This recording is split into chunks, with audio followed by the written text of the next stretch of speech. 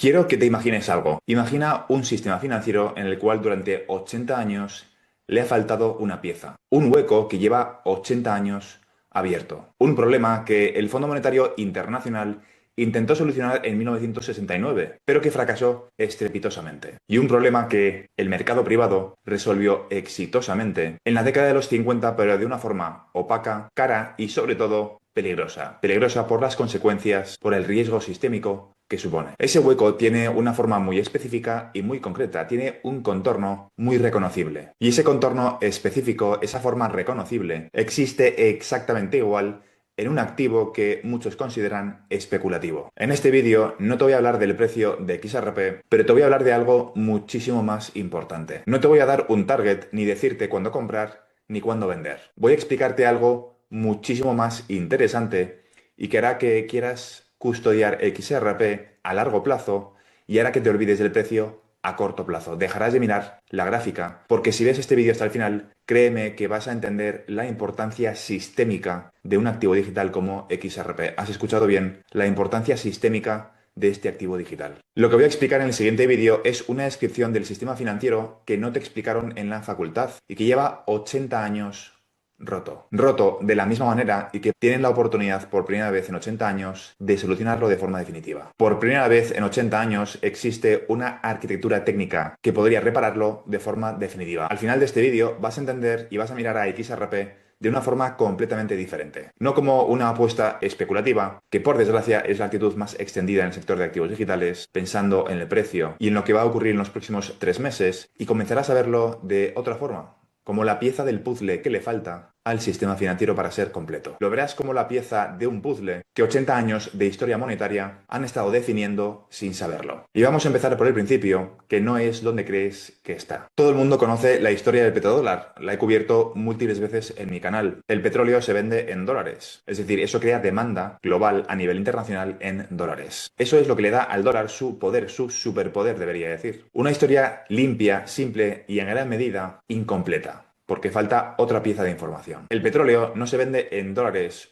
única y exclusivamente para crear demanda en dólares. Se vende en dólares porque ya existía un sistema bancario en dólares profundo y global mucho antes de que el petróleo empezase a cotizarse. Y la pregunta es, ¿qué va primero, el huevo o la gallina? La lógica causal está invertida en muchos casos, o más que invertida debería decir que es incompleta. Y esa inversión importa mucho, porque entender la causa real del dominio del dólar es entender también qué haría falta para sustituirlo, para modificarlo o para cambiarlo. Y la causa real, o más bien debería decir la visión completa, es el eurodólar. Y el eurodólar, como te estarás imaginando, no es una divisa al uso, no es una moneda europea. No tiene nada que ver con el euro. Y es simplemente, definiéndolo de alguna forma, un dólar americano que existe fuera del sistema bancario de la Reserva Federal. Y te estarás preguntando cómo es posible que existan dólares fuera del sistema bancario de la Reserva Federal. ¿Cómo funciona? Cualquier banco en cualquier lugar del mundo puede crear un pasivo denominado en dólares. Lo crea de la misma forma que cualquier banco crea dinero, simplemente con un asiento contable. Por un lado el activo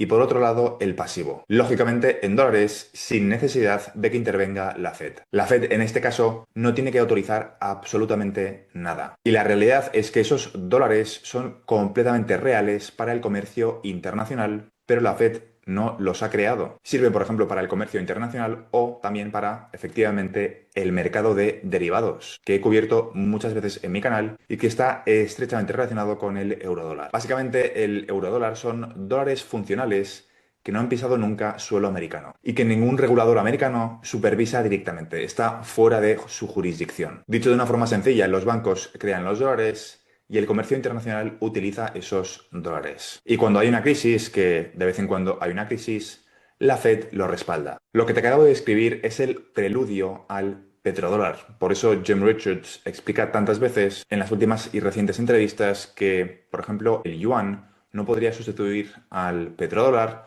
porque no tiene los mercados que el dólar sí que tiene. No consiste solamente en que haya un acuerdo, como ocurrió con el petrodólar, sino que consiste en que también haya una infraestructura detrás. Y la existencia de esta infraestructura es el paso uno para que puedan hacer el petrodólar. Ese es el sistema, no el petróleo. Así que vamos a intentar cuantificarlo, vamos a hablar de números, porque si no hablamos de los números, el resto del análisis carece de contexto. Según algunas estimaciones del Banco Internacional de Pagos, los dólares offshore tienen aproximadamente unos 14 billones de dólares en pasivos. Para poner las cosas en contexto, los dólares, entre comillas, oficiales, es decir, los que están dentro del sistema bancario americano, suman en total 19 billones de dólares. Eso significa que aproximadamente el 40% de todos los dólares en circulación se crean fuera de Estados Unidos. Y lo más importante aún, se crean sin supervisión de la Fed, sin que Washington pueda controlar directamente su emisión. Pero eso no es todo. Como te llevo explicando casi 4 años, el euro dólar está estrechamente relacionado con el mercado de los derivados. La DTCC, la infraestructura de liquidación y compensación más grande del mundo, liquidó en el año 2025 casi 4.7 cuatrillones de dólares, más de 35 veces el PIB mundial. Todo ese mercado de derivados necesita colateral para funcionar. Y ese mercado, lógicamente, se denomina principalmente en dólares, pero en concreto en eurodólares offshore.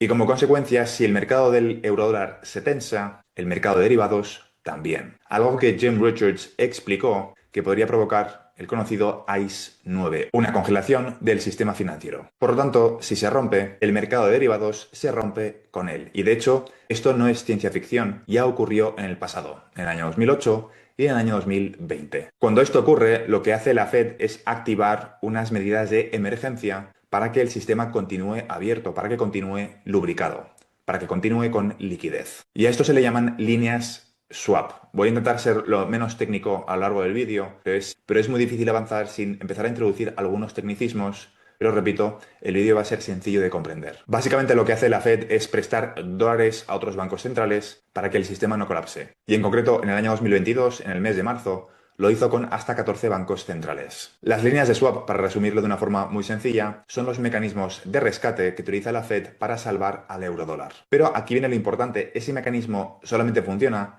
si Washington decide activarlo. Esa dependencia excesiva de la discrecionalidad americana es lo que lleva el sistema financiero intentando resolver 80 años. Y aquí es donde aparece el DEG, Derechos Especiales de Giro, o en inglés Special Drawing Rights. Y en un futuro, derechos especiales de giro electrónicos. Los derechos especiales de giro fueron creados por el Fondo Monetario Internacional en 1969 y lo diseñaron para ser un activo de reserva neutral internacional, no controlado por ningún estado y que complementara básicamente las reservas de los países sin depender exclusivamente del dólar. Y la idea en sí era una idea brillante. Es un activo cuyo valor se calcula en base a una canasta de 5 monedas: el dólar, el euro, el yen, el yuan y la libra. Y sobre todo que ninguna controla unilateralmente. Es neutral, estable y multilateral. Pero el problema con este sistema, el DEG, los derechos especiales de giros, es que solamente existe en el sector oficial. No existe en el sector privado. Solamente los bancos centrales pueden usarlo. El Fondo Monetario Internacional lo utiliza como unidad de cuenta, pero ningún banco comercial, ninguna empresa y ningún ciudadano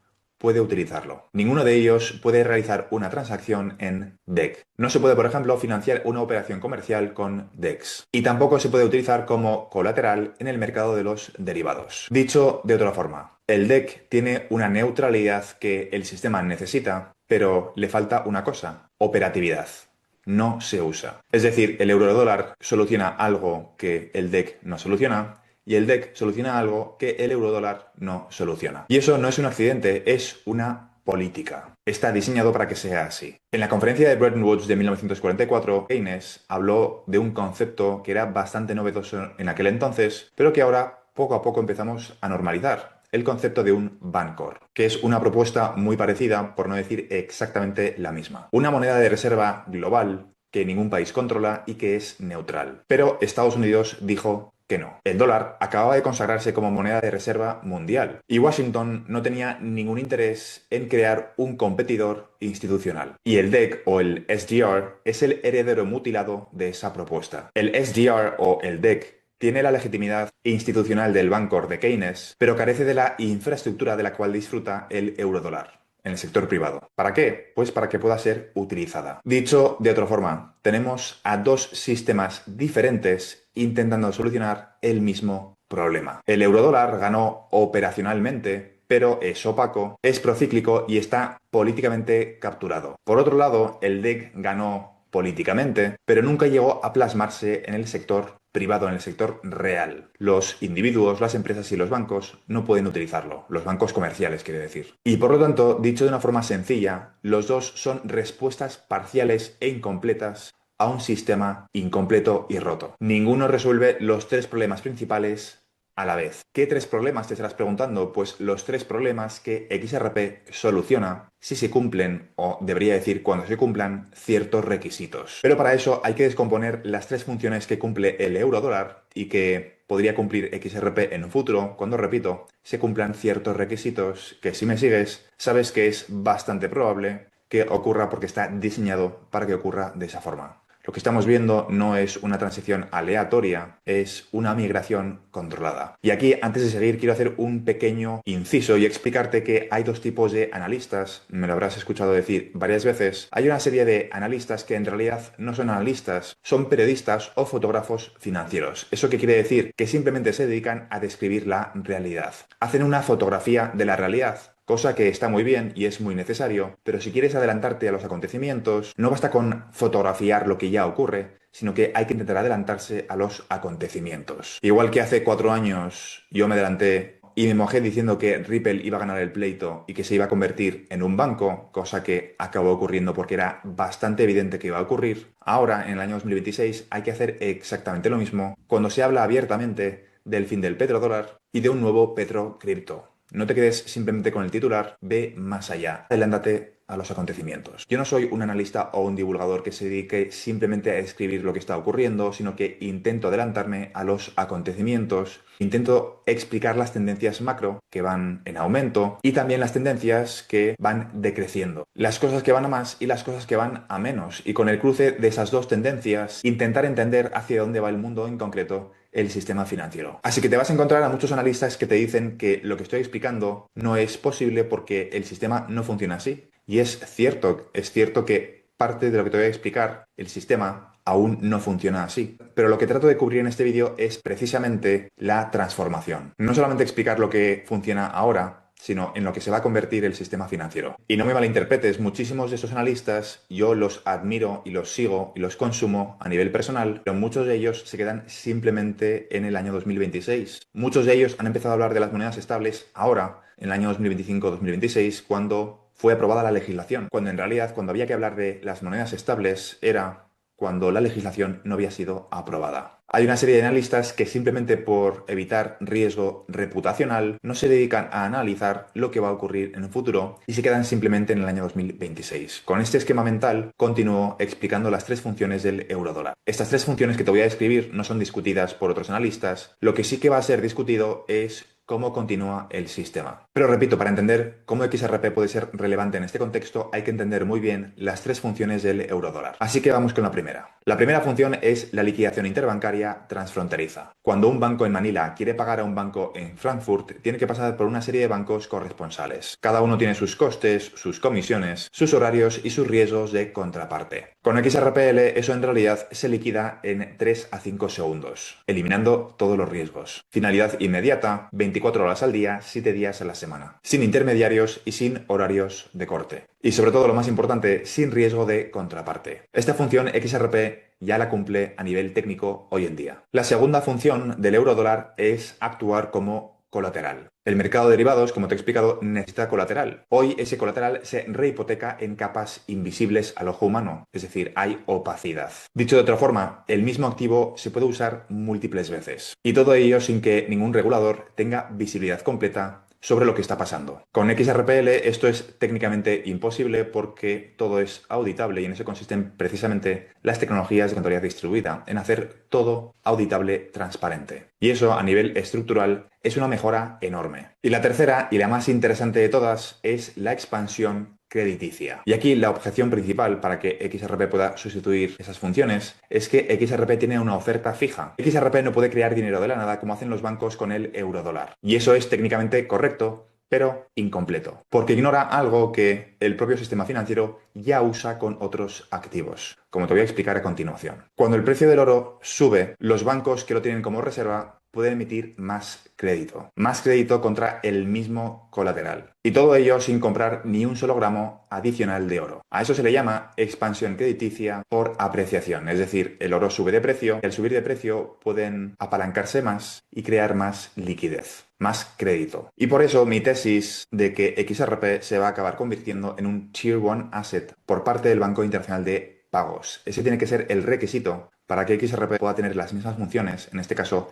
la tercera categoría, la tercera función del eurodólar, que pueda ser utilizado como colateral al mismo nivel que el oro y que los bonos del Tesoro de los Estados Unidos. Cuando XRP sea reconocido por el Banco Internacional de Pagos como Tier 1 Asset y su precio suba porque más instituciones lo usan, los bancos que lo tengan podrán emitir más crédito, no porque se creen más XRP, sino porque el precio de XRP sube. Y al subir el precio de XRP, su valor como colateral también sube. Y eso es un sistema muchísimo más sano que el actual. Todo ello sin necesidad de emitir nuevos XRP, que es la crítica que muchos hacen para que no pueda cumplir esta función. Es decir, la oferta fija no impide la expansión crediticia. Y lo que ocurre es que la ancla en la utilidad real. Significa que hay un incentivo por parte del sistema financiero para que los activos digitales escogidos, que en un futuro serán Tier 1 por parte del Banco Internacional de Pagos, suban de precio. Y eso, repito, es estructuralmente muchísimo más estable que el sistema actual. Y muchísimos analistas van a defender la tesis de que esto es adelantarse demasiado a los acontecimientos. Pero si te paras a analizar el resto de aspectos, no es adelantarse demasiado a los acontecimientos, es entender una serie de tendencias